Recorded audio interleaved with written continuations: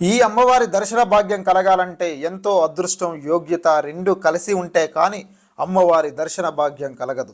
యావత్ భారతదేశంలోని ఉన్న పుణ్యక్షేత్రాల దర్శన భాగ్యం కలగాలంటే గంటల కొద్దీ, రోజుల కొద్దీ నిలుచుని ఆ దర్శన భాగ్యం చేసుకుని రావచ్చు. కానీ ఈ అమ్మవారి దర్శన భాగ్యం కలగాలి అంటే శ్రీశైలం నల్లమల అడవులలో సుమారు అటవీ ప్రాంతంలో 20 కిలోమీటర్ల దూరం ప్రయాణం చేయాలి. ఎంతో అదృష్టం, యోగ్యత రెండు కలిసి ఉంటే కానీ అమ్మవారి దర్శన భాగ్యం కలగదు.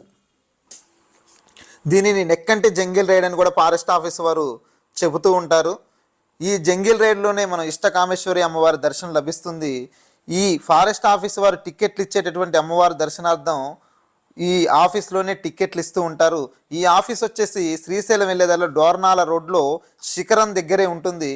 రోజుకు వచ్చేసి 120 టికెట్లు మాత్రమే ఇస్తారు. ఒక టికెట్ ధర 1000 రూపాయలు.